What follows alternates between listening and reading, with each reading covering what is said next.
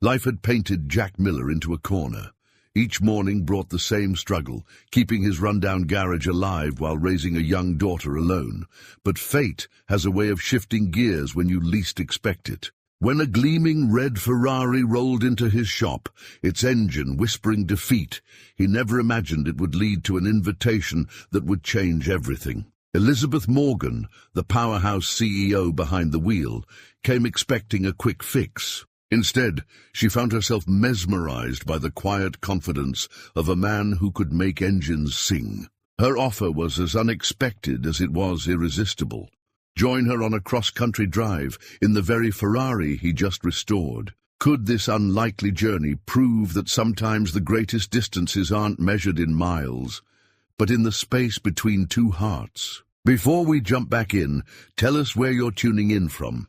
And if this story touches you, make sure you're subscribed, because tomorrow I've saved something extra special for you. The leather of Jack Miller's tool belt creaked as he bent over the engine of Mrs. Henderson's ancient Volvo. His father's initials, TM, were still visible on the worn leather, though the tools themselves had been replaced countless times over. The years. The belt was more than just an inheritance. It was a reminder of everything his father had taught him about engines, about life, and about never giving up. Dawn light filtered through the garage's grimy windows, casting long shadows across the concrete floor. Jack had been here since 5, trying to get ahead of the day's workload. The quiet hours before Emma woke were his only chance to tackle the mounting pile of bills that threatened to overwhelm his small business. "Daddy," Emma's voice echoed through the garage, still carrying traces of sleep. Jack straightened up, wiping his hands on a rag that had seen better days. His 8-year-old daughter stood in the doorway, connecting the garage to their modest apartment, her school backpack already slung over one shoulder, brown hair escaping from hastily tied pigtails. "Hey, sweetheart, you're up early." He glanced at his watch, 6:45 a.m. Emma had been waking herself up lately, setting her own alarm. It broke his heart a little, seeing her grow so independent out of necessity rather than choice. "I made breakfast," she announced proudly. "Toast isn't burned this time." Jack smiled, though his chest tightened. No child should have to learn to cook their own breakfast at 8. Since Catherine's passing 3 years ago, he'd done his best to be both mother and father, but some days the gap felt impossible to bridge. "That's my girl." He followed her into their small kitchen, where 2 plates of slightly uneven toast sat waiting. "Perfect timing. Mrs. Henderson's car can wait while I have breakfast with my favorite mechanic in training." Emma beamed at the title, settling into her usual chair. The kitchen was cramped but clean, with faded yellow curtains Catherine had picked out still hanging in the window. Jack had never had the heart to change them. "Did you fix Mr. Rodriguez's truck?" Emma asked, spreading jam on her toast with careful concentration. "Almost. Need a new part that's coming in today." Jack didn't mention that Mr. Rodriguez could barely afford the repairs, or that he'd agreed to a payment plan that would barely cover the cost of parts. It was the 3rd such arrangement this month. "Is that why you were looking at the calculator last night? The one that made you sigh?" Sometimes Emma was too perceptive for her own good. Jack reached across the table to smooth the stray hair behind her ear. "Just grown-up stuff, honey. Nothing for you to worry about, but there was plenty to worry about." The garage's accounts were bleeding red ink. 2 major chains had opened up across town, drawing away his regular customers with flashy promotions and corporate pricing he couldn't hope to match. The only thing keeping Miller's auto repair afloat was his reputation for quality work and his willingness to help people down on their luck, a kindness his bank account couldn't really afford. The morning routine unfolded with practiced efficiency. Emma gathered her school things while Jack packed her lunch: peanut butter and jelly, an apple, and one of the chocolate chip cookies Mrs. Henderson had brought over yesterday. Their elderly neighbor might not have much money, but she never forgot that Emma had a sweet tooth. "Bus is coming," Emma announced, peering out the window. She turned and hugged him tight around the waist, her face pressed against his work shirt. "Love you, Daddy." "Love you too, sweetheart. Have a good day at school." He watched from the doorway as she joined the small group of children at the bus stop, her pink backpack bobbing among the others. Only when the bus pulled away did he allow his smile to fade. Back in the garage, Jack returned to Mrs. Henderson's Volvo. The morning light had strengthened, highlighting the wear on his tools, the cracks in the concrete floor, the places where rust was beginning to show through the metal shelving.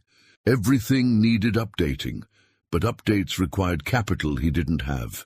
The radio played softly in the background, an old country station his father had always favored. Johnny Cash was singing about walking the line when the sound of an approaching engine cut through the familiar melody. It was a sound that made Jack's trained ear perk up, something Italian, expensive, and not running quite right. He stepped out into the morning sun, squinting against the glare. The sight that greeted him would change everything, though he didn't know it yet. A Ferrari 488 GTB, red as sin and worth more than his garage and house combined, was pulling into his lot. The engine's purr had a slight catch to it, a whisper of something not quite right that probably only a trained ear would notice. As Jack watched, the car rolled to a stop, and the driver's door opened with elegant precision. The woman who stepped out looked as expensive as her car. Tailored suit, perfectly styled hair, the kind of confidence that came from moving through a world that bent to your will. She surveyed the garage with an expression Jack had seen before, on the faces of people who'd taken a wrong turn and found themselves in what they considered the wrong part of town. But there was something else in her face, too, a flash of worry when the engine coughed slightly as she turned it off. In that moment, she wasn't a CEO or a wealthy stranger. She was just someone with a sick car, looking for help. Jack straightened his shoulders, adjusted his father's tool belt, and stepped forward to meet whatever opportunities or challenges this morning had brought his way. Elizabeth Morgan checked her Cartier watch, a habit born of 20 years in corporate boardrooms where every minute was currency. The delicate hands showed 7:30 a.m., and she was already behind schedule. The board meeting in San Francisco wouldn't wait, even for the CEO of Morgan Technologies. She hadn't planned on her Ferrari developing this worrying flutter somewhere between Sacramento and this small town she'd never heard of. "I spotted your garage from the highway," she said, her tone matching the crisp lines of her charcoal suit. "The sign said you're open." Jack nodded, keeping his expression neutral despite the incongruity of a $250,000 car in his modest workspace. "Just opened. What seems to be the problem?" Elizabeth's manicured fingers traced the Ferrari's flawless paint. "There's a slight hesitation when I accelerate. Most people wouldn't notice, but you know your car," Jack finished. He was already moving around the vehicle, his experienced eye taking in details most would miss. "Mind starting her up?" Elizabeth slid back into the driver's seat, the leather accepting her like an old friend. The engine purred to life, but Jack caught it immediately. That slight catch, a whisper of imperfection in the symphony of precision engineering. "How long has it been doing that?" he asked, leaning in to listen more closely. "Started about 50 miles back." Elizabeth glanced at her watch again. The morning sun caught its face, sending a brief flash of light across the garage wall. "I have a meeting in San Francisco this afternoon. I don't suppose this is a quick fix." Jack straightened up, wiping his hands on his work rag. "Could be the fuel injection system. Won't know for sure until I get a better look. But Ms. Morgan. Elizabeth Morgan. Ms. Morgan, this isn't the kind of car you want to take chances with. If I'm right about the problem, driving it further could cause serious damage." She stepped out of the car, her heels clicking against the concrete floor. The sound echoed off the walls, so out of place among the tools and engine parts. "How long?" "To diagnose." "An hour. To fix it properly. Depends what we find." Elizabeth paced a small circle, one hand absently touching her watch, a gesture Jack suspected was as unconscious as his habit of adjusting his tool belt. Her other hand pulled out a smartphone that probably cost more than his monthly rent. "I don't suppose there's a luxury car service in town, or a rental agency that might have something suitable." The slight pause suggested she was already anticipating his answer. Closest rental place is 40 miles away. They mostly handle pickup trucks and family sedans. Jack hesitated, then added, I could give you a ride to the bus station. There's an express to Sacramento every couple hours. The look she gave him suggested she hadn't taken a bus since college. If then. She glanced at her watch again, and Jack noticed it wasn't just expensive. It was an antique, the kind of timepiece that told more than just hours and minutes. That was my father's watch, she said, catching his look. He wore it to every board meeting for 30 years, said it reminded him that time was the one thing money couldn't buy more of. A small smile softened her features. He'd probably appreciate the irony of my current situation. Something in her voice shifted, becoming more human. Jack recognized it. The way people sometimes let their guard down in garages, as if admitting their car's vulnerability made it safer to admit their own. Tell you what, he said, moving to his workbench, let me take a quick look. Maybe it's simpler than I thought. Elizabeth watched as he gathered his tools, her attention sharp and assessing. You work on Ferraris often? Not often, Jack admitted, but an engine's an engine. The principles don't change just because the price tag has more zeros. He popped the hood, and despite the circumstances, couldn't help but smile. It was like looking at the mechanical equivalent of a Stradivarius, pure engineering artistry, but even masterpieces could hit a sour note. Beautiful, he murmured, more to himself than to Elizabeth. She moved closer, her initial skepticism giving way to curiosity. You actually mean that? Most mechanics I've dealt with just see dollar signs. My father taught me to respect every car that comes through these doors. Said it doesn't matter. If it's a Ferrari or a Fiat, someone trusted you with something important to them. That trust matters more than the price tag. Jack's hands moved with practiced efficiency, checking connections, testing responses. Elizabeth stayed nearby, her watch occasionally catching the light. He noticed she'd stopped checking it quite so often. There, he said after 20 minutes. Found your problem. Fuel injector's starting to fail. It's not critical yet, but it needs to be replaced before it causes bigger issues. How long to fix it? I can have the part here in 2 hours. Installation will take another hour, maybe less. He straightened up, meeting her eyes directly. I know that's not what you wanted to hear. Elizabeth looked at her watch one final time, then surprised him by slipping it off her wrist and into her purse. Sometimes the universe has its own schedule. I'll call and reschedule the meeting. She pulled out her phone again, then paused. Is there anywhere in walking distance where I can get a decent cup of coffee? Define decent, Jack smiled slightly. There's a diner 2 blocks down. Their coffee's not Italian, but it's honest. Honest coffee, Elizabeth repeated as if testing the concept. That sounds refreshing, actually. Thank you, Mr. Miller, Jack Miller. Thank you, Jack.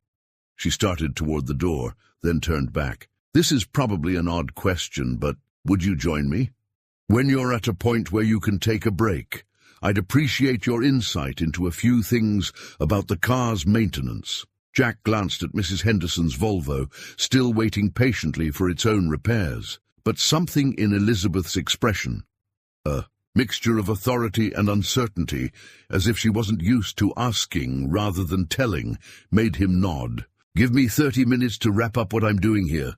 The diner's just past the bookstore, can't miss it. After she left, Jack stood for a moment in the quiet garage, the morning sun streaming through the windows and catching the dust motes in its beam.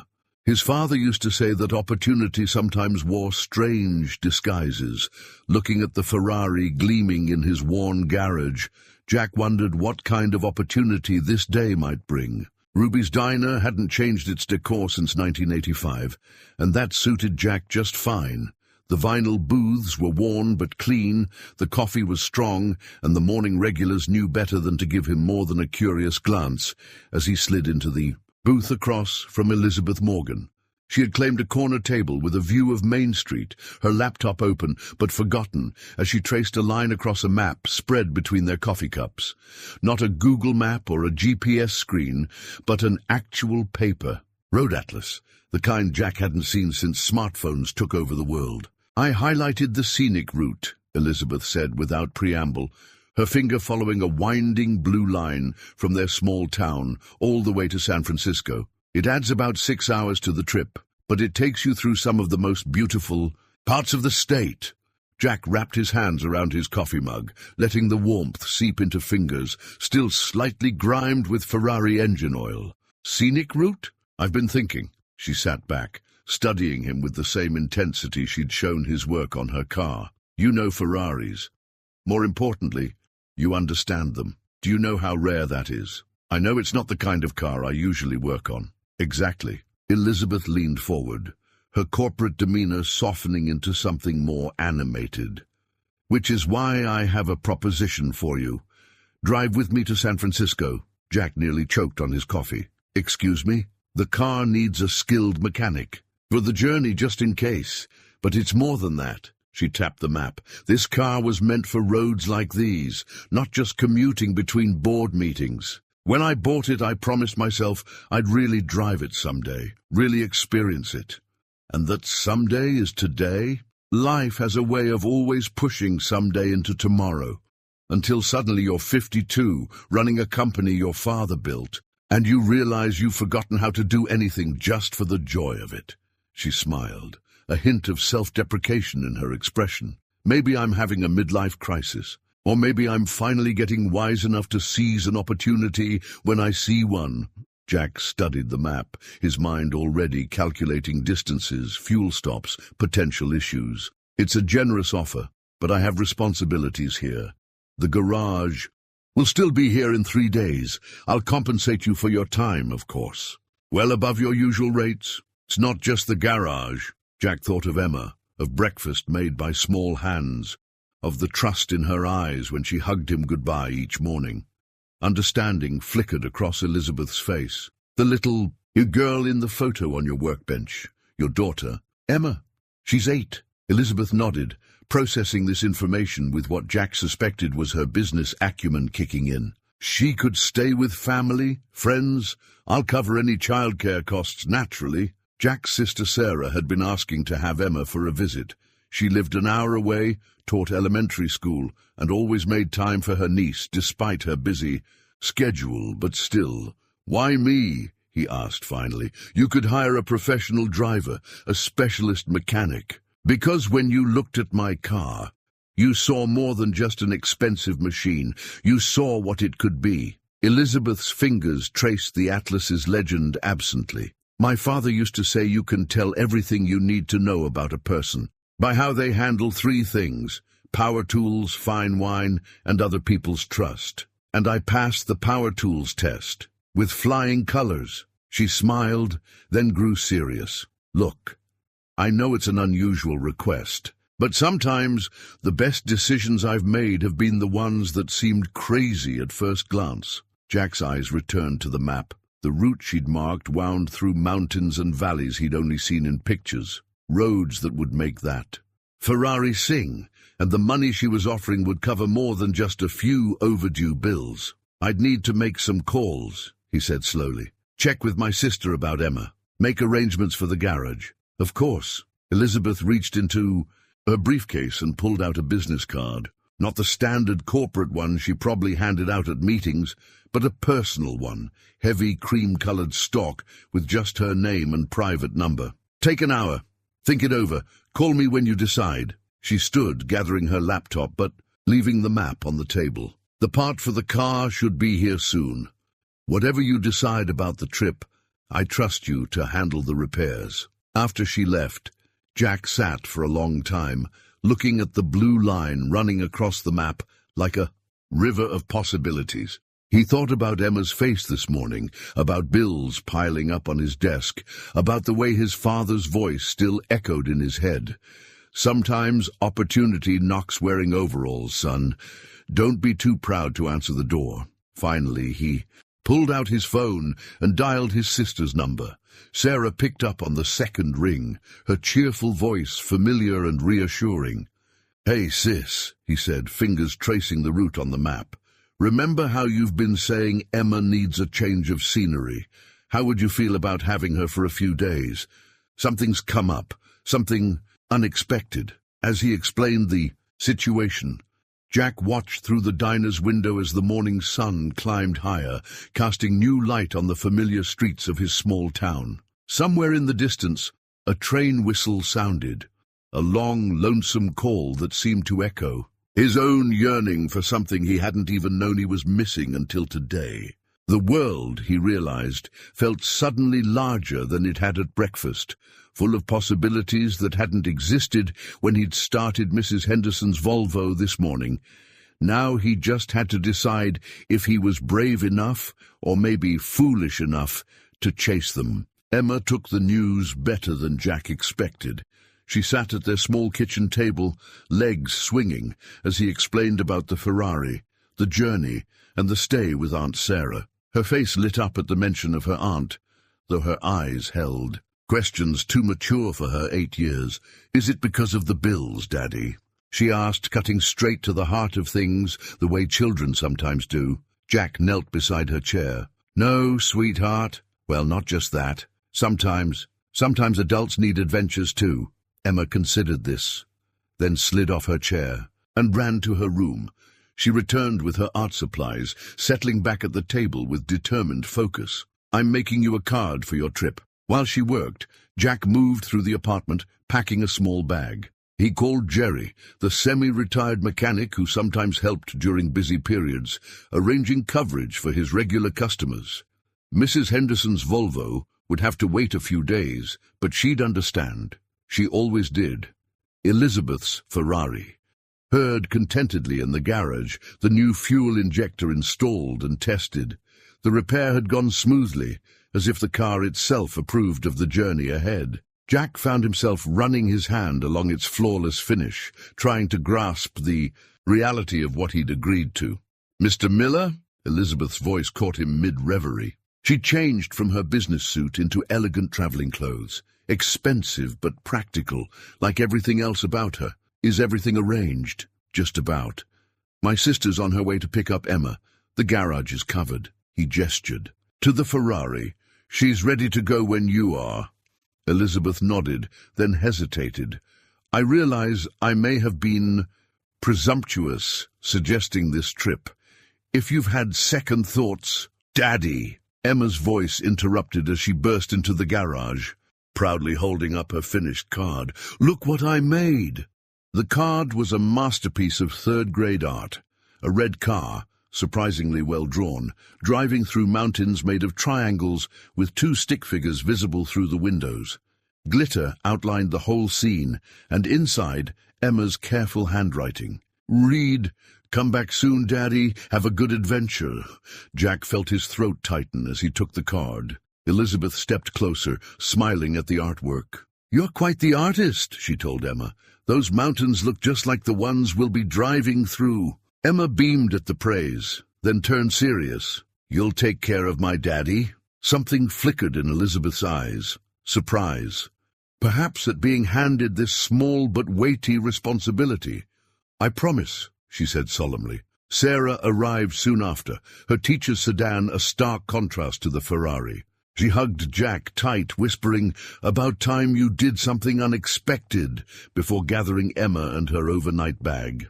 As they drove away, Emma waving from the back window, Jack carefully tucked her card into his jacket pocket next to his heart. When he turned back to the garage, Elizabeth was studying him with an expression he couldn't quite read. "Ready?" she asked simply. Jack took one last look at his familiar world. The worn tools, the oil-stained floor, the faded sign above, the door that still bore his father's handwriting. Then he nodded, picking up his small bag.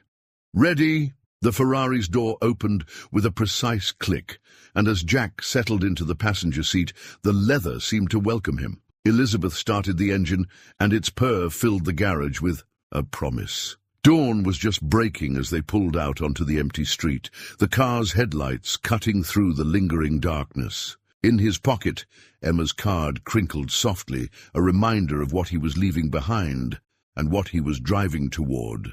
The first hour passed in silence, broken only by the Ferrari's engine and the occasional guidance from Elizabeth's GPS. The morning sun painted the highway in shades of gold, but the space between driver and passenger remained heavy with unspoken questions. Elizabeth drove with the same precision she probably applied to corporate takeovers, each gear change perfect, each curve handled with expertise. Yet Jack noticed her fingers occasionally straying to the radio controls, then withdrawing, as if unsure about breaking their careful quiet. Finally, she spoke.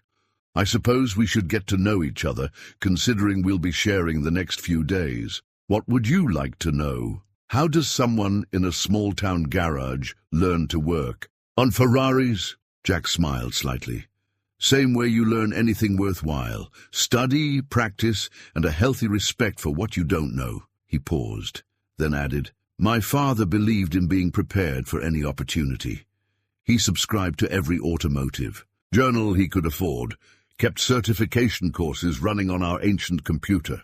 Knowledge doesn't care about zip codes." Elizabeth nodded, processing this.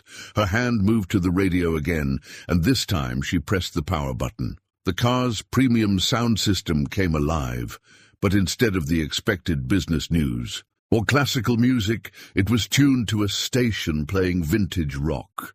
"Surprised?" she asked, catching his look. "I'm not always CNBC and Mozart." The Rolling Stones filled the cabin, and something in the atmosphere shifted.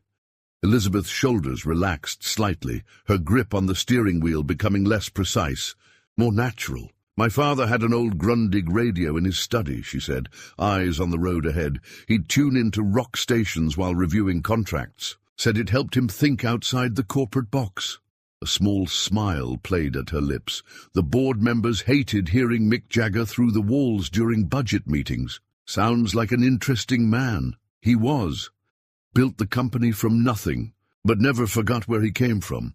She glanced at Jack. "He would have liked your garage, the real places he called them, where things get fixed instead of just replaced." The highway curved into mountain country, and Elizabeth downshifted smoothly, the Ferrari responding like a thoroughbred. Jack felt the perfect balance of the car, the way it seemed to read its driver's intentions before she even moved. "You handle her well," he observed.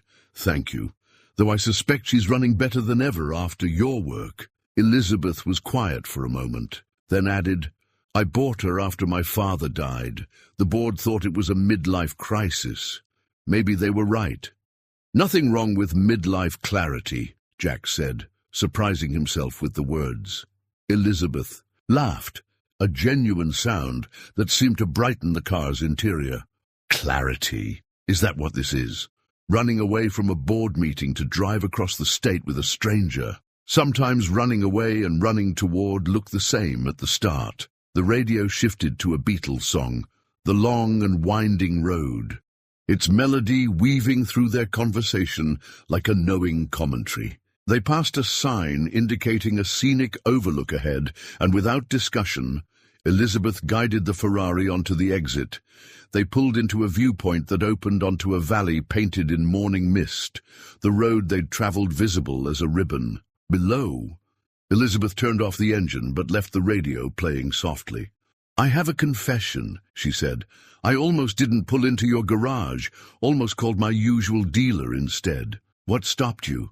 "The sign, Miller & Son Auto Repair. It reminded me of my father's first business sign. Before Morgan Technologies, before the IPO, when he was just a man with a dream and a talent." She turned to face Jack. "Thank you, by the way, for coming on this, whatever this is, adventure," Jack said, remembering Emma's card. "I believe that's what we're calling it." The Beatles faded into a Fleetwood Mac song, and they sat there for a moment, two people from different worlds, sharing a view and a snippet of music from the past. The silence between them now felt comfortable, full of possibility rather than awkwardness. When they pulled back onto the highway, the sun was higher, the day warming up, and something had shifted in the Ferrari's cabin.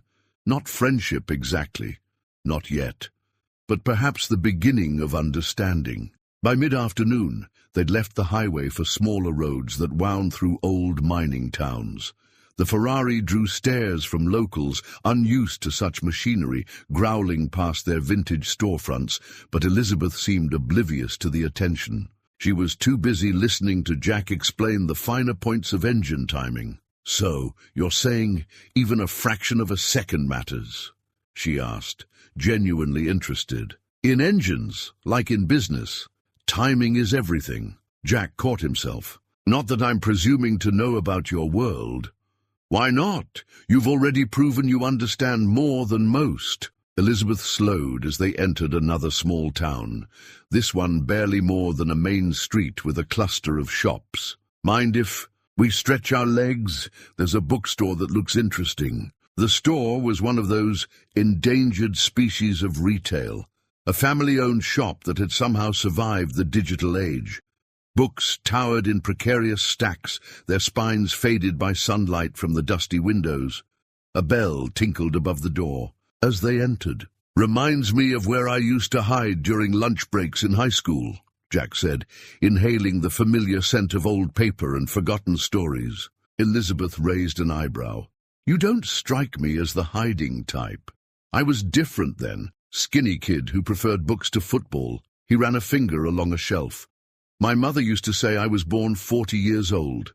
Always too serious, too focused on responsibilities. And now I'm actually 40, with real responsibilities." He smiled slightly.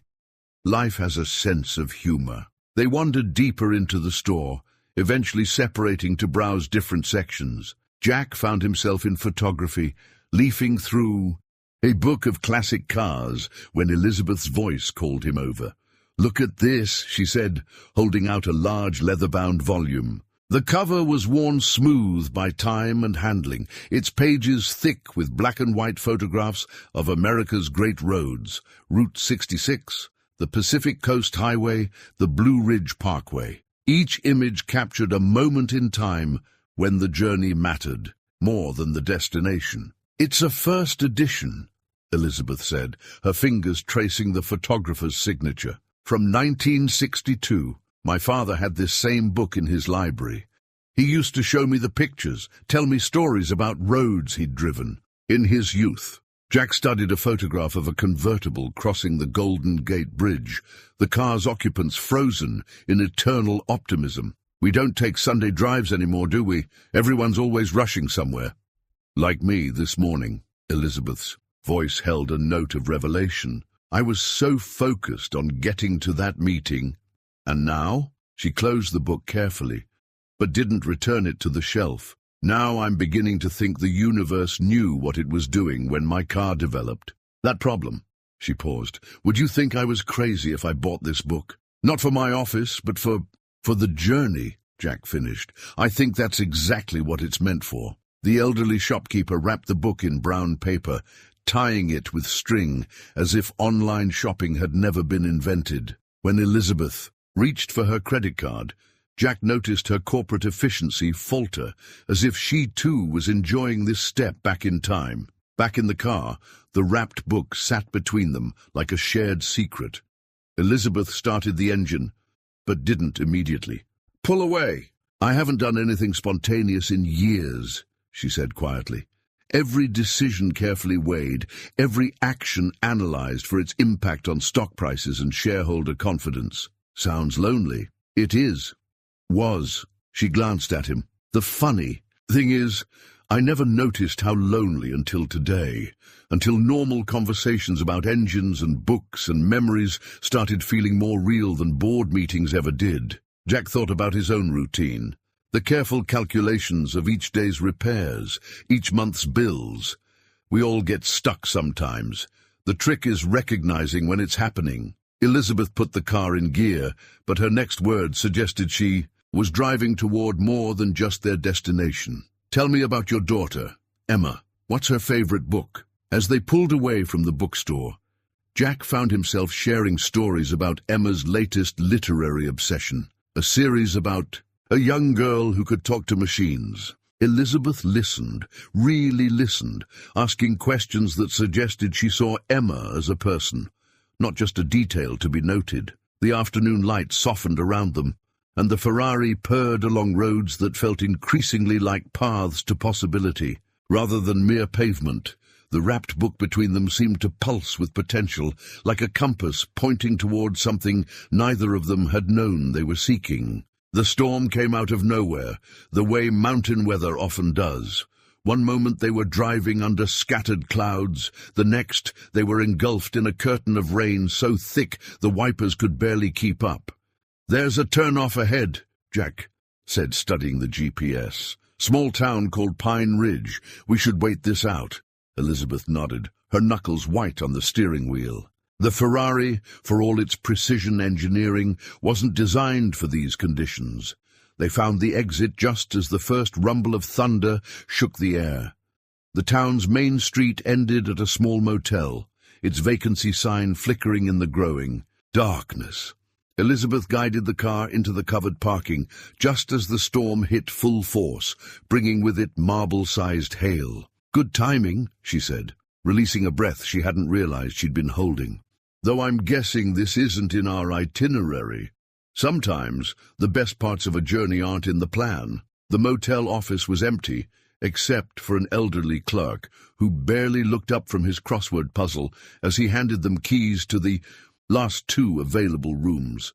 The power flickered once, twice, then went out completely. Jack reached into his bag and pulled out a heavy-duty flashlight, its beam cutting through the sudden darkness. The clerk seemed unsurprised by the outage, simply reaching under the counter for a handful of emergency candles. "Happens every big storm," he said, finally looking up. "Generator'll kick in for the essentials, but you folks might want to grab some dinner from the diner across the street before their kitchen closes." They made a dash for it through the rain, Jack's flashlight leading the way. The diner was running on generator power, its windows glowing warm and inviting against the storm's fury. Inside, it was like stepping into a Norman Rockwell painting, red, vinyl booths, chrome fixtures, and the smell of coffee and pie. "When was the last time you ate in a place like this?" Jack asked, as they settled into a booth. Elizabeth looked around, taking in the handwritten specials board and the local photos on the walls. "Honestly, I can't remember. My meals usually involve expense accounts and wine lists." Their loss. Jack ordered coffee for both of them, and on impulse added 2 slices of apple pie. As they ate, the storm raged outside, but in their booth, surrounded by the muted conversations of other stranded travelers, something shifted. Elizabeth told him about her first job out of business school, working in her father's mailroom despite her MBA. Jack shared stories about learning to be a single parent, about tea parties with Emma, and learning to braid hair from YouTube tutorials. The flashlight sat on the table between them, its beam creating a small circle of light that seemed to encourage confidences. "I haven't told anyone this," Elizabeth said, pushing her empty pie plate aside. "But I've been thinking of stepping down as CEO. Why? Because days like today remind me there's more to life than quarterly reports." She traced a pattern in the condensation on her water glass. "My father built the company to create something meaningful, not just profitable. Somewhere along the way, I lost sight of that." Thunder crashed outside, and the lights flickered again. Jack's flashlight beam remained steady, reliable. "You know what Emma said this morning?" he asked. "She said sometimes adults need adventures too. Out of the mouths of babes, right?" Elizabeth smiled, a real smile that reached her eyes. "Smart girl. She'd get that from her mother." "Catherine was brilliant," Jack said softly. "She taught literature at the community college. Always said the best stories happen when people leave their comfort zones. Like driving through a storm with a stranger." "We're not exactly strangers anymore, are we?" The question hung in the air between them, weighted with possibility. Outside, the storm began to ease, but neither of them moved to leave. The flashlight's beam created shadows that danced across their faces, making the moment feel somehow both real and dreamlike. Sometimes, Jack realized, it takes the dark to help you see things clearly. Morning found them in the motel's small breakfast room, sharing coffee that was surprisingly good for a place that still used paper guest ledgers. The storm had passed, leaving behind air so clear it made the mountains seem close enough to touch. Elizabeth's laptop chimed with an incoming email, the corporate world intruding on their quiet moment. Her expression changed as she read, CEO mask sliding back into place. "Problem?" Jack asked, recognizing the shift in her demeanor. "Production. Issue at our Sacramento plant. They're trying to roll out a new automated assembly line, but something's not calibrating correctly." She rubbed her temples. "The project manager's requesting an emergency video call. Mind if I ask what they're trying to automate?" "Electric vehicle charging stations. We're expanding into the green energy sector." Elizabeth's fingers flew across the keyboard as she replied to messages. "The robotic arms keep misaligning during the final assembly phase." Jack sipped his coffee, considering. "Sounds like a timing issue." Elizabeth looked up, surprised. "What do you mean?" "In engines, when something's misaligned, it's usually because the timing's off. Different parts moving at slightly different speeds, fighting each other instead of working together." He shrugged. "Machines are machines, whether they're building things or powering cars." Elizabeth studied him for a moment, then turned her laptop so they could both see the screen. "The video call starts in 5 minutes. Would you mind sitting in, just to observe?" The call connected to a harried-looking project manager named David, who barely concealed his skepticism when Elizabeth introduced Jack as a consulting engineer. But as the team walked through the technical issues, Jack's quiet questions began to shift the conversation. "Show me the arm's movement again," he requested, leaning closer to the screen. "There. See how it hesitates? Like a cylinder. Misfiring." The plant engineer's eyes widened. "He's right. The servos are slightly out of sync. Like an engine running rough," Jack explained. "You need all the cylinders firing in perfect sequence. Your robots need the same thing, perfect coordination." For the next hour, Jack translated between the mechanical world he knew and the high-tech environment of Morgan Technologies. His practical understanding of timing and mechanical harmony helped the team identify not just the problem, but an elegant solution. When the call ended, Elizabeth sat back, looking at Jack with new appreciation. "You just saved us weeks of delays and probably millions in lost production." Just applied the basics. Machines want to work right. You just have to listen to what... And they're telling you. That's exactly what my father used to say about business. Elizabeth closed her laptop slowly. He believed in understanding things from the ground up. Said you can't lead what you don't understand. Wise man. Yes, he was. She paused, then added, "The board thinks I'm too much like him sometimes, too hands-on, too interested in the details. They want me to focus on strategy, leave the practical stuff to others." "And what do you want?" "I want..." She traced the edge of her laptop, the sleek device suddenly seeming like a barrier between two worlds. "I want to feel this way more. Often, like I just solved a real problem, helped make something work better. Most days I just move numbers around spreadsheets." Jack thought about his own work, the satisfaction of fixing things, of knowing that every car that left his garage worked better than when it arrived.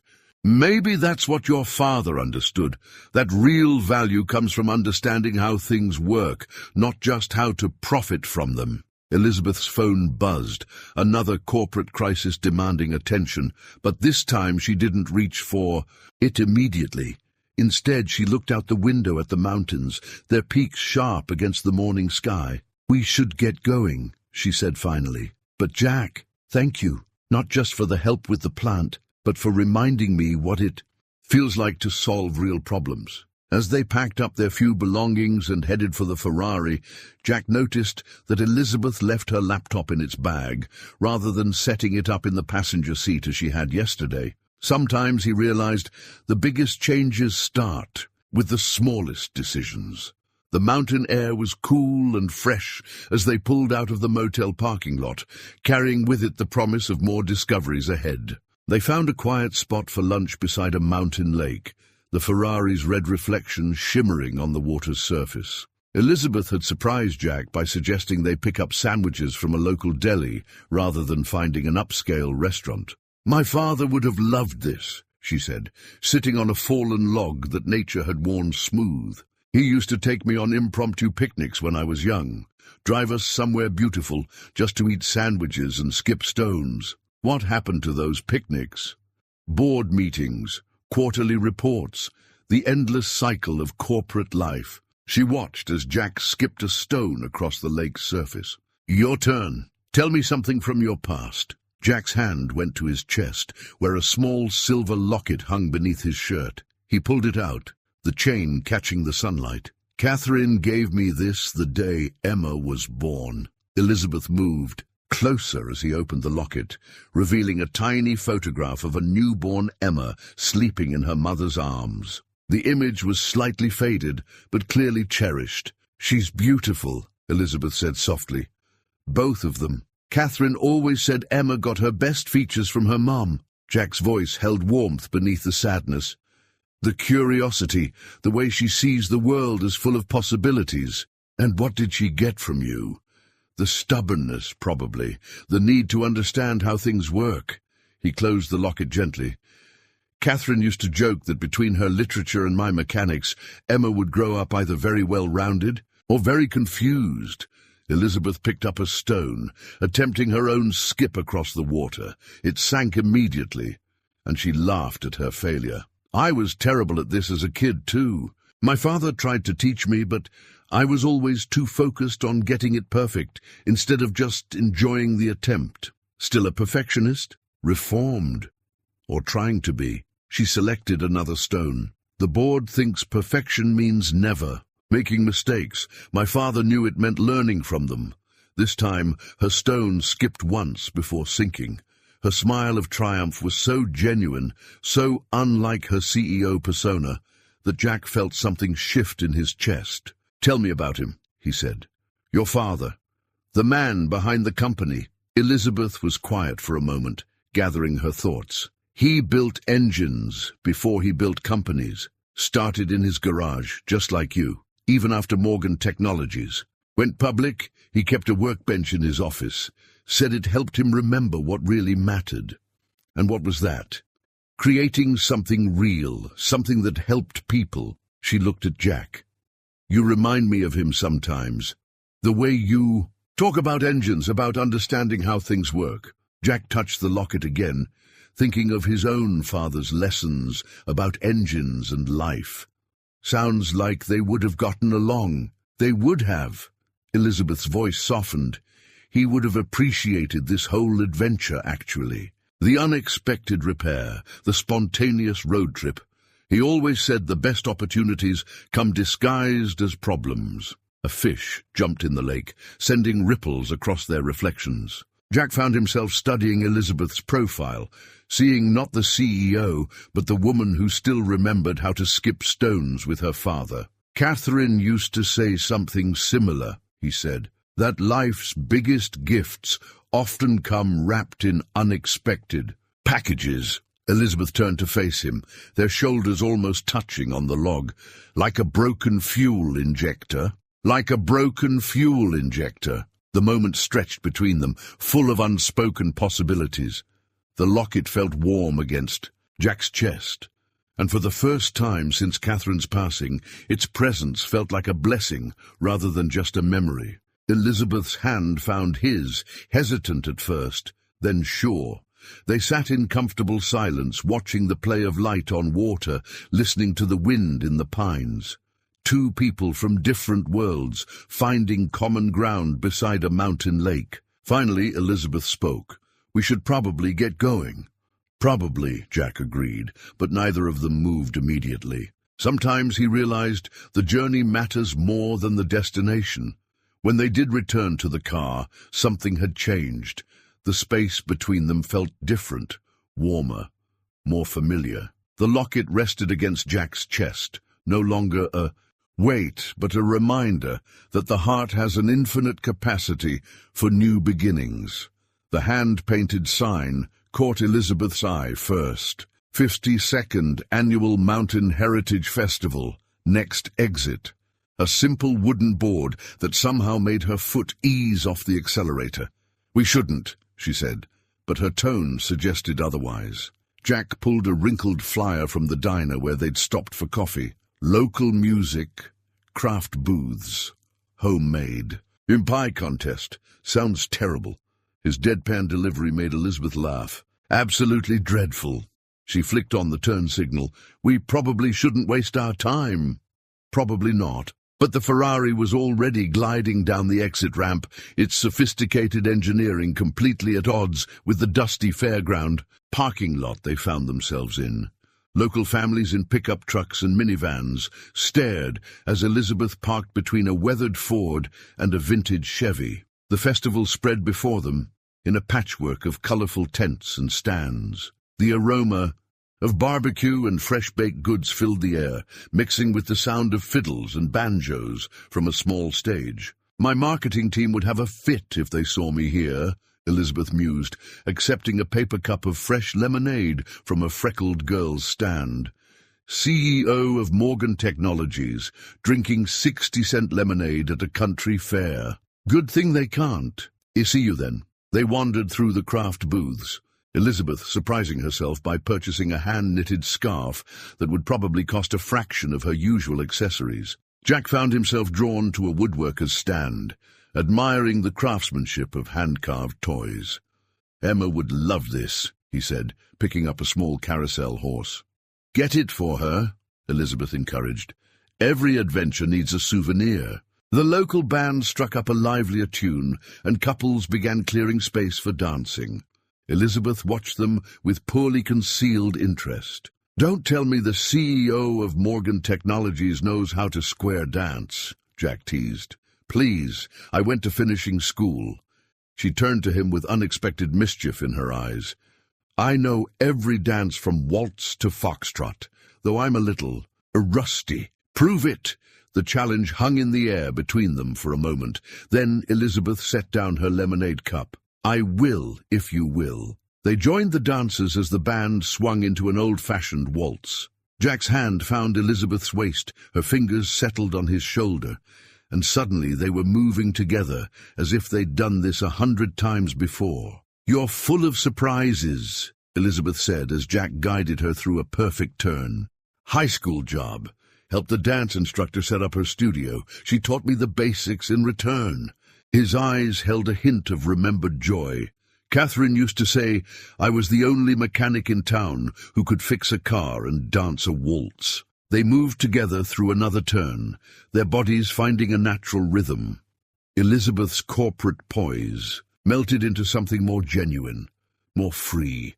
Around them the festival whirled in a blur of color and motion, but in their shared space, time seemed to slow.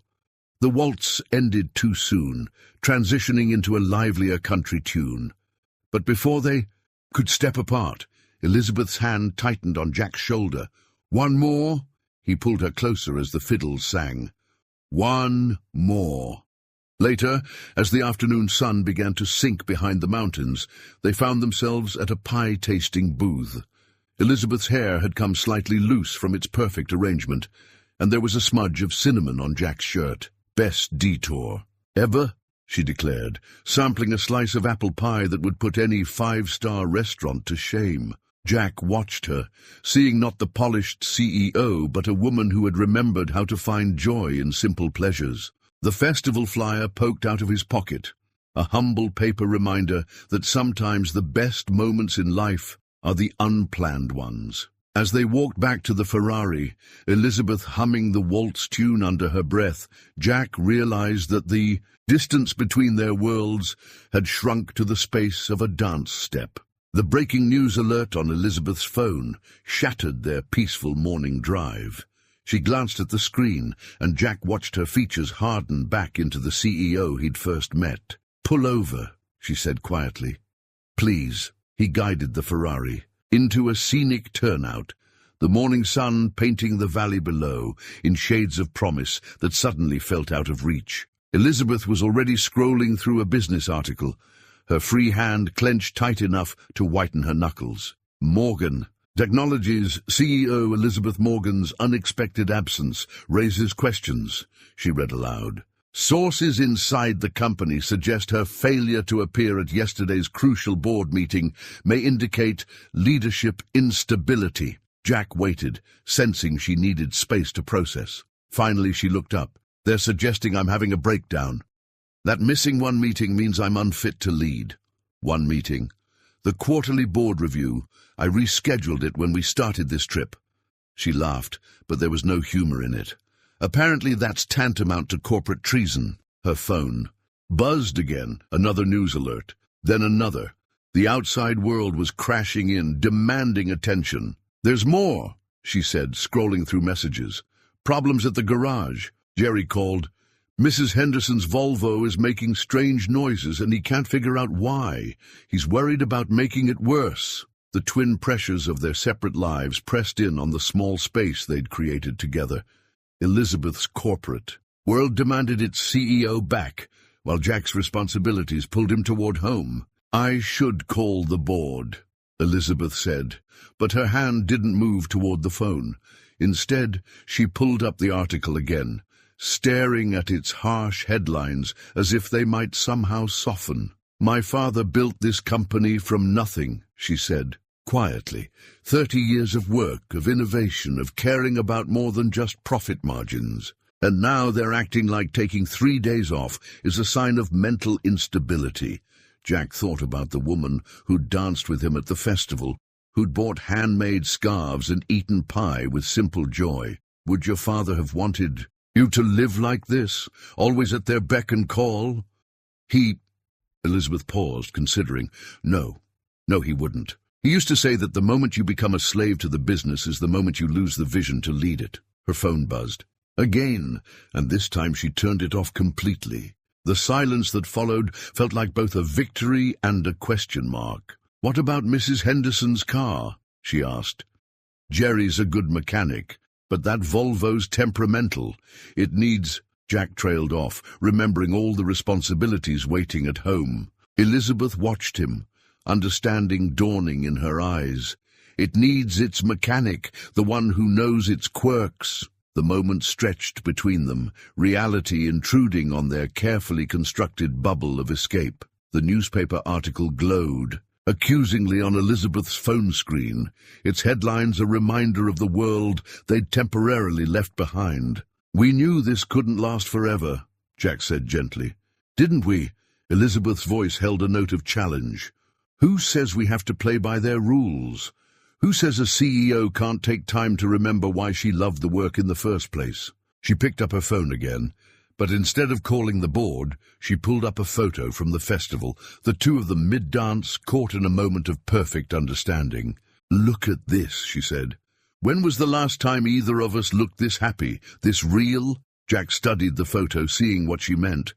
They looked like different people, unburdened, authentic, alive. The garage needs me, he said softly. And the company needs me, Elizabeth nodded. But maybe they need the real us, not just the roles we've been playing. The morning sun continued its climb, illuminating the valley below, where roads wound like possibilities. The business article still glowed on Elizabeth's phone, but somehow its urgency had diminished. So what do we do? Jack asked. Elizabeth looked at him, then out at the view, then back at the phone with its demanding headlines. We finish what we started, she said finally. We complete this journey, but maybe we start thinking about what comes after. The word after hung between them, full of both promise and uncertainty. Jack started the Ferrari's engine, its purr a counterpoint to their thoughts. They pulled back onto the road, carrying with them the weight of responsibilities, but also the lightness of possibility. Sometimes, Jack realized, reality's intrusion doesn't end the story. It just adds another chapter. They found a small roadside cafe for lunch, the kind of place that served breakfast all day, and coffee strong enough to strip paint. The tension that had been building since the morning's news finally broke over a chipped ceramic mug. You don't Understand, Elizabeth said, her voice tight. I can't just ignore the board. This isn't some small-town business where everyone knows everyone and deadlines are flexible. The words hit harder than she'd probably intended. Jack set his coffee, the cup down with careful precision. No, it's not a small-town business. It's a corporation where numbers matter more than people. That's not fair, isn't it? You spent the last 2 days talking about how the company's lost its way, how it's forgotten your father's values. But the minute they snap their fingers— Don't. Elizabeth's knuckles whitened around her mug. Don't pretend you understand my world. You fix cars. I run a company that employs thousands of people. Their livelihoods depend on me making the right decisions. And what about your life? Does that matter at all in the grand corporate scheme? Elizabeth pushed back from the table abruptly. Her coffee cup tipped, dark liquid spreading across the formica surface like spilled possibilities. You think it's so simple?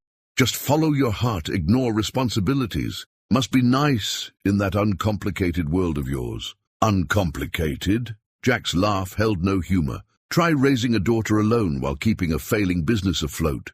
Try explaining to an 8-year-old why Daddy can't make it to her school. Play because Mrs. Henderson's car needs fixing and we need the money.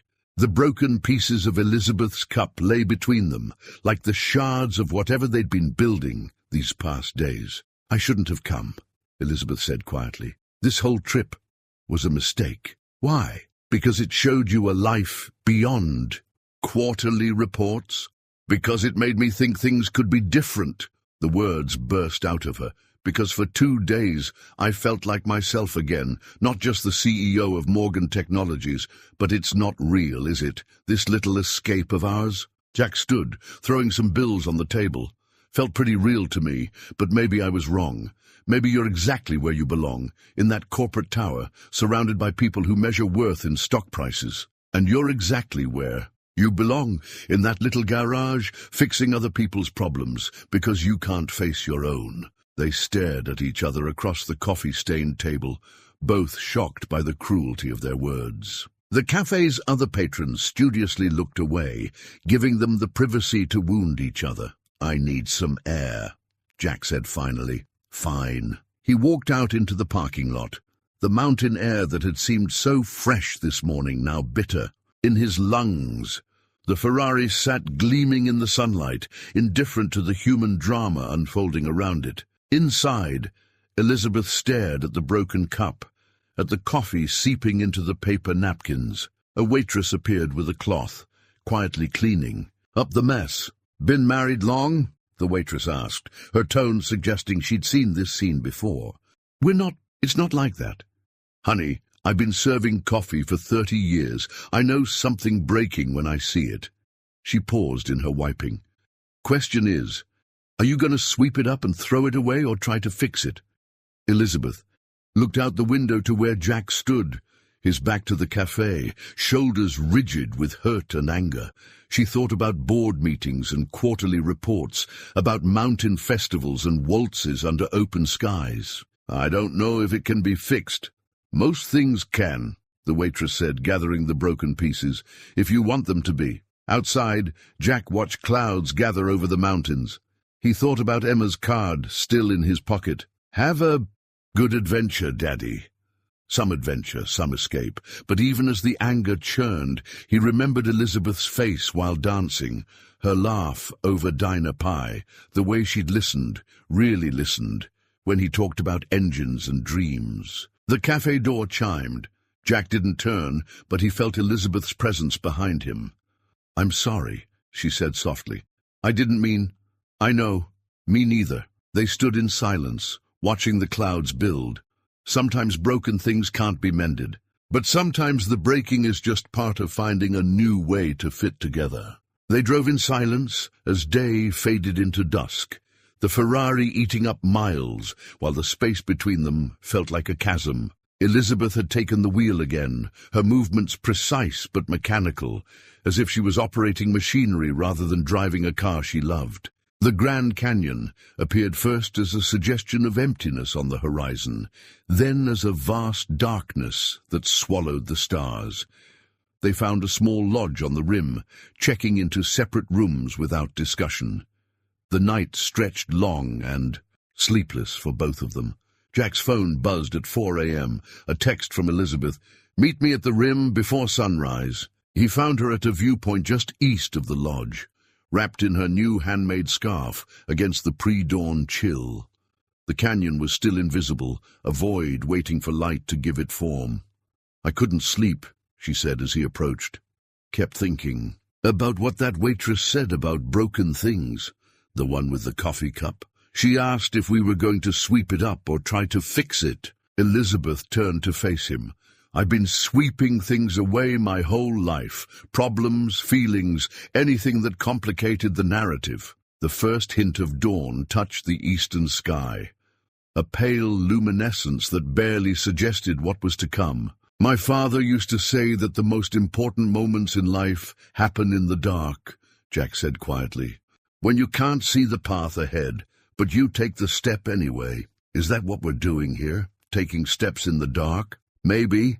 Or maybe we're just two people who forgot how to be anything except what others needed us to be. The light strengthened, beginning to reveal the canyon's depths. Colors emerged from shadow, reds, golds, purples, layered like time itself. "I was wrong," Elizabeth said, "about your world being uncomplicated, about any of this being simple. I was wrong. Too, about you just being a corporate puppet, about understanding what you carry." The sun's first direct ray struck the canyon's far rim, igniting the rock face like a flame. Elizabeth caught her breath at the transformation. "Look at that," she whispered. "All those layers built up over millions of years, each one telling its own story, each one shaped by what came before," Jack added, understanding what she meant. "But still becoming something new." They watched in silence as the sun painted the canyon in morning glory, shadow and light dancing across depths that had waited eons for this particular dawn. "I don't want to go back to who I was," Elizabeth said finally, "to what I was." "Then don't." She turned to him, her face softened by the morning light. "Is it that simple?" "No, but maybe that's the point. Maybe we're not supposed to have it all figured out." Jack stepped closer, close enough to see the sunrise reflected in her eyes. "Maybe we're just supposed to be brave enough to try something new. Like a CEO who remembers how to dance? Like a mechanic who dreams bigger than his garage?" The sun cleared the horizon fully now, flooding the canyon with light that revealed every crag and crevice, every shadow and possibility. Elizabeth's and found Jack's, their fingers intertwining with the naturalness of puzzle pieces, finding their fit. "I'm sorry," she said softly, "for what I said about your garage, about fixing other people's problems. I'm sorry, too, for judging your world without understanding it." She squeezed his hand. "Maybe that's what this whole journey has been about.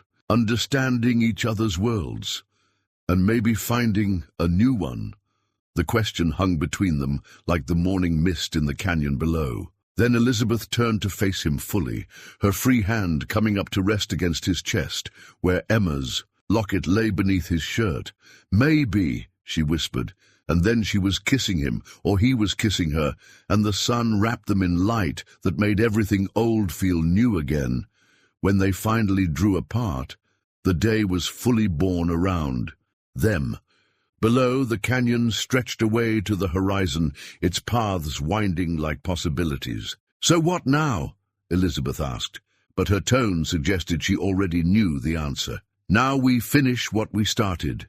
Together." They stayed at the rim until the morning tour buses began arriving, breaking their private moment. But as they walked back to the Ferrari, hands still linked, they carried the sunrise with them, a reminder that even the deepest canyons can be bridged by morning light. The California coast appeared on the horizon like a promise, sunlight glinting off the Pacific. Elizabeth eased the Ferrari onto a scenic overlook, and they sat in comfortable silence, watching waves break far below. "I've been thinking," she said finally, pulling 2 plane tickets from her bag. "About the return journey." Jack took the tickets, noting the first-class designation. "That's quite an upgrade from my usual travel arrangements." I thought, she hesitated, choosing her words carefully. I thought we could fly back together. Give us time to figure things out before reality crashes back in. The tickets lay between them like a bridge between their worlds, or perhaps a question mark. And what exactly are we figuring out? Jack asked softly. Elizabeth turned in her seat to face him fully. I've been making calls.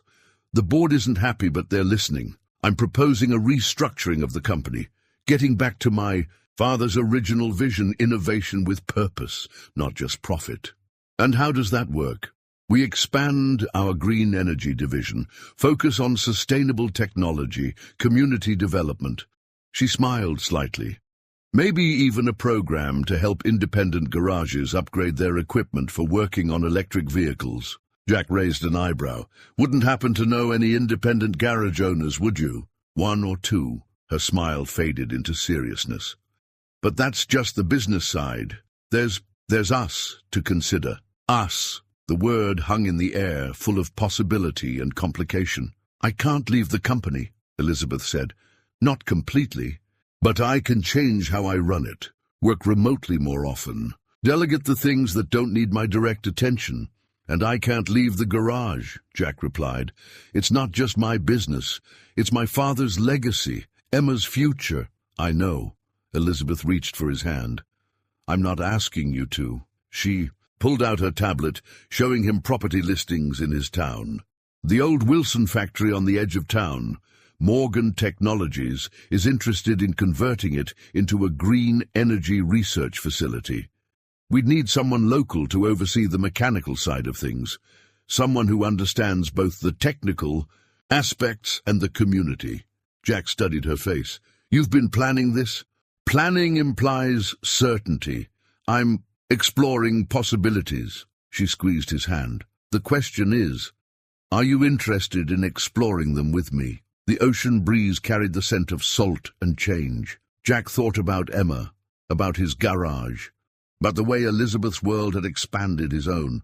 It won't be easy, he said, merging our worlds. Nothing worth doing ever is. She touched the plane tickets lightly. But maybe that's the point. Maybe we're supposed to build something new, not just choose between what exists. Jack pulled out his phone, showing her a text from Emma. A photo of a science project she'd built, all gears and circuits. She's going to love having you around. She already thinks you're some kind of superhero after I told her about the Ferrari. Think she'd like to learn about running a company someday? After she masters mechanics, of course. The future stretched. Before them, like the coastal highway, full of curves and challenges, but also beautiful possibilities. So, Elizabeth said, picking up the plane tickets. What do you say? Ready for another journey? Jack leaned across the console and kissed her, tasting salt air and promise on her lips. With you? Always. They sat there a while longer, watching the waves and planning. Not just the flight home, but the harder journey of merging two lives, two worlds, two sets of responsibilities into something new. The Ferrari purred to life again, ready for the final stretch to San Francisco. As they pulled back onto the coastal highway, Jack noticed Elizabeth's hand had found his again, their fingers intertwined like the threads of the story they were beginning to write together. The plane tickets rested in the console between them. No longer just paper and promises, but a first step toward whatever came next. San Francisco stretched before them, the Golden Gate Bridge glowing in the late afternoon sun. Elizabeth guided the Ferrari through familiar streets until they reached Morgan Technologies' headquarters, a gleaming tower of glass and steel that seemed to touch the sky. Home, sweet home, she said. But there was a new note in her voice, as if the words didn't fit quite right anymore. In the underground parking garage, their footsteps echoed as they walked past rows of luxury vehicles. To the private elevator, Jack noticed how Elizabeth's posture changed subtly, shoulders squaring, chin lifting, as if putting on armor for battle. The board's waiting, she said, pulling a folder from her briefcase. Inside was a deed, the garage's deed, which she'd had her lawyers pull while they were driving. But before we go up, we need to talk about this. Jack took the document, immediately recognizing his father's signature at the bottom. "Why do you have this?" "Because I'm about to propose something crazy to the board, and I need to know you're with me." She touched the deed gently. "Your garage isn't just a business, Jack. It's a legacy. I understand that now, so instead of buying you out or making you part of Morgan Technologies, I want to propose a partnership." "What kind of partnership?" "Morgan Technologies provides the funding and equipment to modernize your garage, make it our flagship independent service center for electric and hybrid vehicles. But you maintain complete ownership and control. We're partners, not owners." Jack studied the deed, thinking of his father's dreams for the garage, and the research facility, a separate project. "You'd oversee it because you're the best person for the job, not because of us." She stepped closer. "I don't want to change your world, Jack. I want to help it grow." The elevator dinged, but neither moved toward it. "What about your world?" Jack asked. "The board won't like their CEO splitting time between San Francisco and a small-town garage." Elizabeth smiled, a hint of her father's determination in her eyes. "The board works for the company, not the other way around. Besides, they're about to learn that Morgan Technologies is returning to its roots. Innovation that serves communities, not just shareholders." She pulled out another document, a business plan that merged her corporate expertise with his practical knowledge, a vision of future where both their worlds could thrive. "It won't be easy," she warned. "There'll be resistance, complications. Like trying to explain to Emma why her homework needs to be done, even though her potential stepmother owns a Ferrari." The word stepmother hung in the air between them, making Elizabeth's breath catch. Is that something you've thought about?" Jack took her hand, his calloused fingers intertwining with her manicured ones. "I've thought about a lot of things since a broken fuel injector brought you into my garage." The elevator dinged again, more insistent this time. The board was waiting, but for once in her career, Elizabeth didn't feel the usual urgency to answer their summons. "So," she said softly, "are we doing this? All of it?" Jack looked at the deed, then at the woman who had driven into his life, and changed everything, on one condition. "Name it.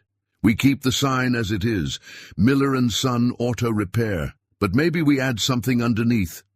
A Morgan Technologies partner." Elizabeth's eyes filled with unexpected tears. "Perfect, though eventually we might need to consider Miller & Daughter." "Emma would love that." "I meant our daughter. You know, hypothetically." "Eventually." Jack pulled her close, kissing her in the echoing concrete cavern of the parking garage, surrounded by luxury cars that suddenly seemed less important than the future they were choosing. When they finally stepped into the elevator, the deed was safely tucked away, and their hands were still clasped. Elizabeth pressed the button for the top floor, where the board waited. "Ready?" she asked. Jack squeezed her hand. "Ready?" The elevator began its ascent, carrying them toward whatever came next. They had chosen their path, not his world or hers, but something new they would build together. The familiar sight of Miller & Son Auto Repair appeared around the bend, but this time the Ferraris approached drew a small, welcoming committee. Emma stood bouncing on her toes beside Aunt Sarah, and even Mrs. Henderson had come out to witness the return of their prodigal mechanic. Elizabeth pulled into the garage with the same precision she'd shown that first morning, but now the space felt different. Not just a random stop on her journey, but the beginning of something permanent. Emma launched herself at Jack the moment he stepped out of the car. "Daddy, did you have a good adventure? Did you take pictures? Can I see the mountains?" Over his daughter's head, Jack caught Elizabeth's smile. Tender, a little nervous, but real. They'd agreed she would stay in town for a few days, getting to know Emma better while they worked out the details of their new arrangement. "I brought someone back with me," Jack said, setting Emma down. "Remember Elizabeth, the lady with the Ferrari?" Emma studied Elizabeth with undisguised curiosity. "Are you going to be Daddy's girlfriend now?" Sarah unsuccessfully stifled a laugh, while Mrs. Henderson smiled knowingly. Elizabeth knelt to Emma's level, reaching into her bag. "Actually, I brought you something." She pulled out a small box. "Your dad told me you like to understand how things work." Inside was a set of keys. Not just any keys, but an antique set that had belonged to Elizabeth's father. "These opened the first Morgan Technologies workshop," she explained. "Dad kept them to remind himself where we came from. I thought maybe you'd like to start your own collection." Emma held the keys reverently. "Did they fix cars there too?" "They built things, special things that help people." Elizabeth glanced at Jack. "Just like your dad does." Mrs. Henderson stepped forward, her kind face wrinkled with pleasure. "Well, I, for one, am glad you're back, Jack. That nice Jerry fellow tried his best. With my Volvo, but—" She turned to Elizabeth. "You'll have to get used to sharing him, dear. Half the town depends on him." "I'm counting on it," Elizabeth replied. "That's part of why I fell in love with him." The words slipped out naturally, as if she'd been saying them for years, instead of for the first time. Jack's hand found hers, squeezing gently. Sarah, ever the practical one, herded everyone inside for the welcome home dinner she'd prepared. The small apartment above the garage had never held so many people, but somehow they all fit. Emma showing. Elizabeth her room, Mrs. Henderson fussing over the food, Sarah watching it all with quiet satisfaction. Later, after Emma was in bed and their guests had gone home, Jack and Elizabeth stood in the garage. The Ferrari gleamed under the fluorescent lights, but now it was just a car. Beautiful, but not as beautiful as the future it had helped them find. "So," Elizabeth said, fingering the apartment keys she'd been given, "think you can get used to having a CEO around the place? Think you can get used to small-town life, at least part-time?" She looked around the garage, seeing not its limitations but its potential. "I think I'm already home." The keys jingled softly as Jack pulled her close. Through the office window they could see the garage's sign, still lit despite the late hour. Soon it would carry the additional line about Morgan Technologies. But for now it was exactly as his father had left it. "Welcome home," he whispered, and kissed her. Upstairs, Emma's collection of keys lay on her bedside table, the Morgan Technologies originals now central to her display. They caught the moonlight through her window, gleaming like possibilities. Tomorrow would bring challenges, merging their lives, explaining their choices to the board, beginning the careful dance of becoming a family. But tonight, in this moment, everything was exactly as it should be. The garage that had been Jack's anchor now felt like a launching pad, and the woman who had driven into his life looking for a quick fix had found something far more valuable, a future worth building, one day at a time. 1 year later, the photographer adjusted her tripod one final time, centering the lens on the newly renovated Miller & Son Auto Repair. The building gleamed in the morning sun, its classic facade preserved but enhanced, much like everything else about the business. "Ready for the family photo?" she called out. Elizabeth emerged from the office, where she'd been on a video call with the board. These days, she split her time between San Francisco and the garage, running Morgan Technologies with a new perspective that had actually improved both profits and innovation. Jack stepped out from under a Tesla he'd been servicing, wiping his hands on a shop rag.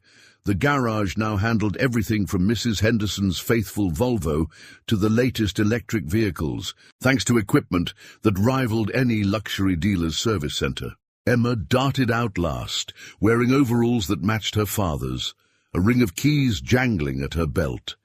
At 9, she was already showing an aptitude for both mechanics and business that made both her parents proud. The family gathered in front of the sign, which now read, "Miller & Son Auto Repair, a Morgan Technologies partner family-owned, since 1975.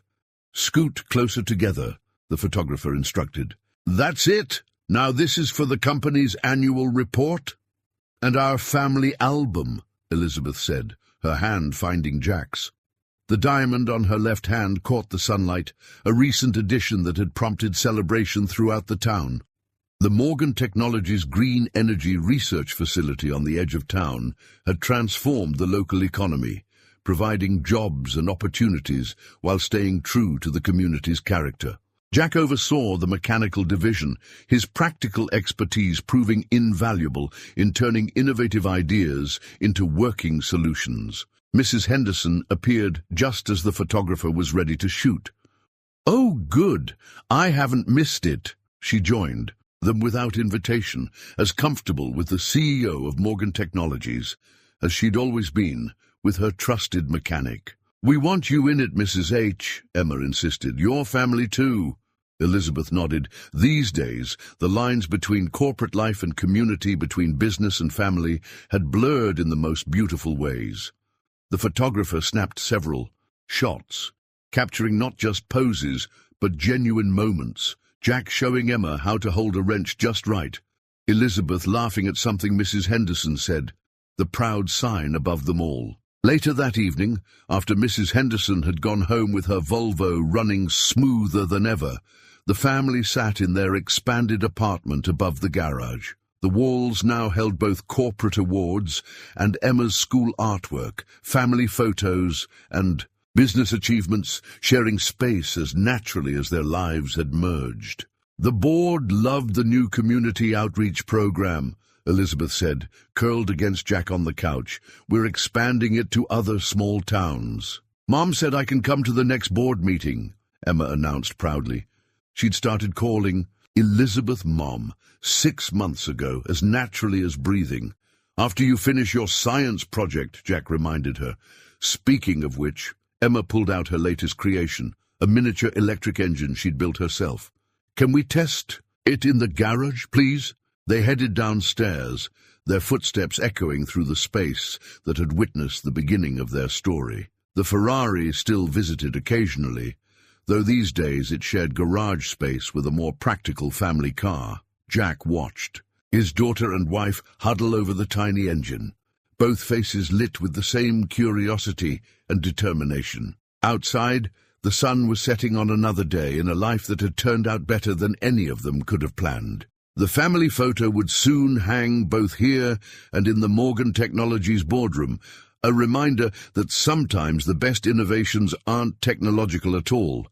Sometimes they're about finding new ways to bring people together, to merge different worlds into something stronger than either could be alone. A car pulled into the garage, their last appointment of the day. As Jack went to greet the customer, he caught Elizabeth's eye and smiled. Some might call what happened to them a fairy tale, but they knew better. It wasn't a fairy tale, it was better, it was real. And like all the best stories, it wasn't really about a Ferrari with a broken fuel injector or a CEO finding her way back to what mattered. It was about the courage to take chances, to build something new, to believe that love could bridge any distance, even the space between a corporate tower and a small-town garage.